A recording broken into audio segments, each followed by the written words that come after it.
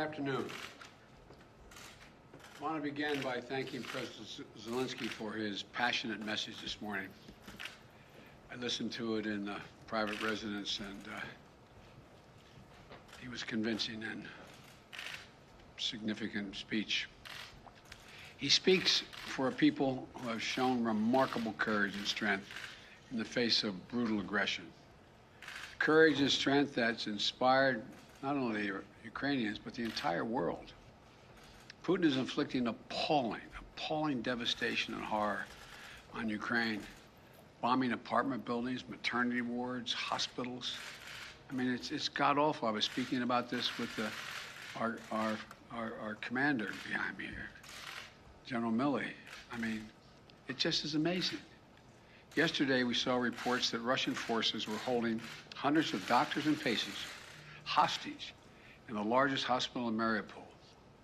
These are atrocities. They're an outrage to the world.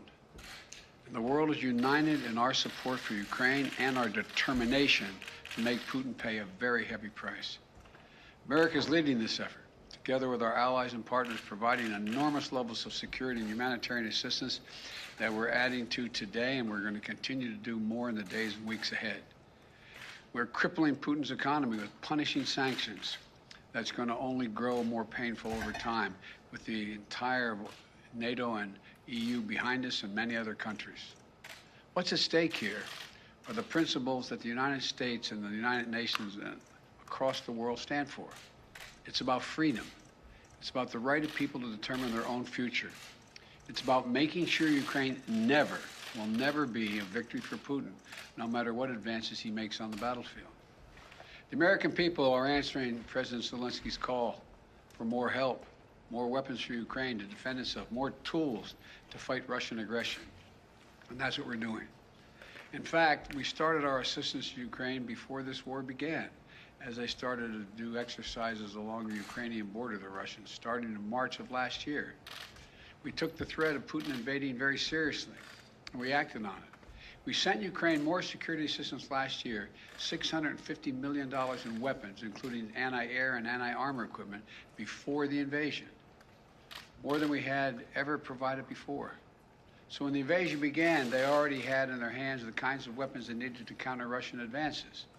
And once the war started, we immediately rushed $350 million in additional aid to further address their needs.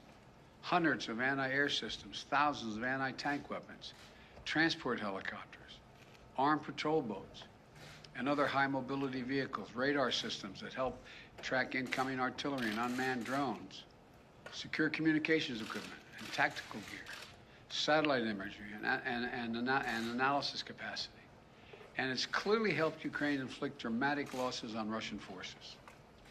On Saturday, my administration authorized another $200 million to keep a steady flow of weapons and ammunition moving to Ukraine. Now I'm once again using my presidential authority to activate an additional security assistance to continue to help Ukraine fend off Russia's assault, an additional $800 million in assistance. That brings the total of new U.S. security assistance to Ukraine to $1 billion just this week. These are direct transfers of equipment from our Department of Defense to the Ukrainian military to help them as they fight against this invasion. And I thank the Congress for appropriating these funds. This new package, on its own, is going to provide unprecedented assistance to Ukraine.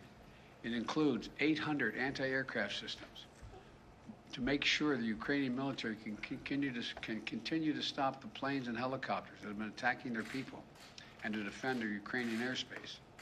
And at the request of President Zelenskyy, we have identified and are helping Ukraine acquire additional longer-range anti-aircraft systems and the munitions for those systems.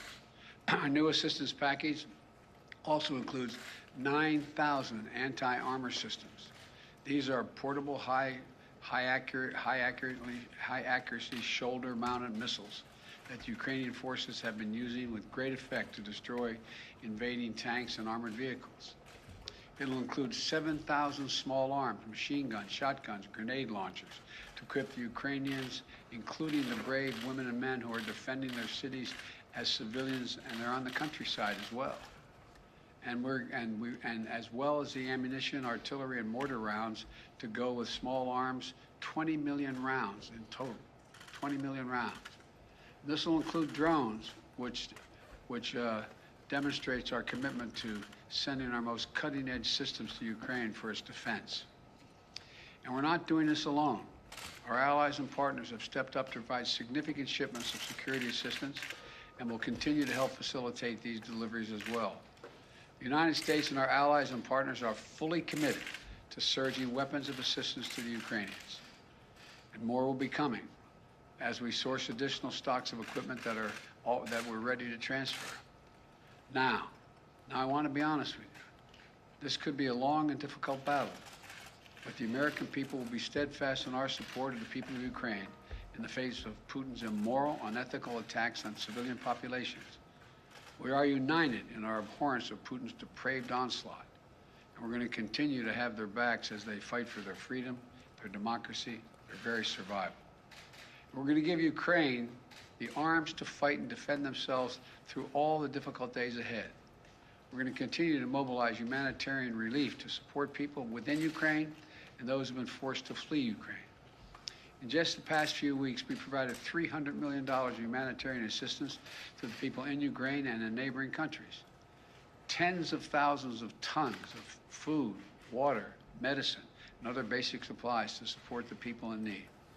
Our experts on the ground in Poland and Moldova and other neighboring countries are there to make real-time assessments of the rapidly evolving crisis to get urgently needed humanitarian supplies to the people in need when they need it.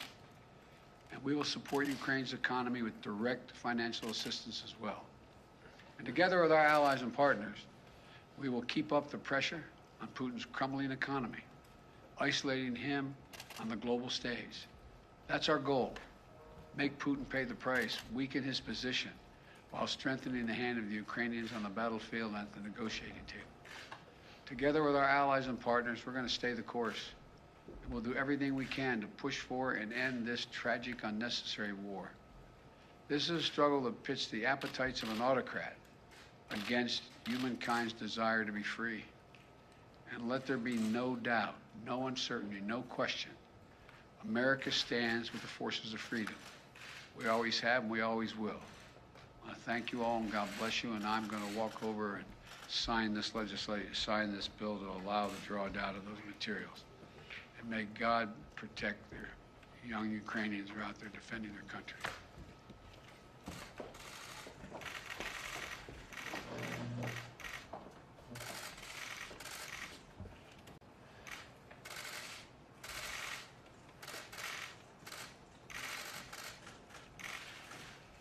What I'm signing here is delegation authority under Section 506A1 of the Foreign Assistance Act of 1961, translated into plain English, a total of $800 million in defense art.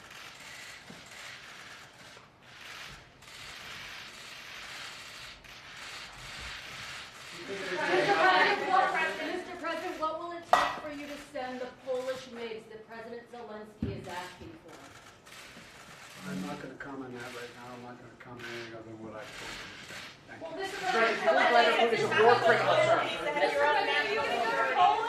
President, quickly, you did just say that Putin is going after maternity wards, hospitals. Are you ready to call him a war criminal? Okay, folks that need to preset, we need to take you now. Let's go, guys. We have to move quickly for the next event.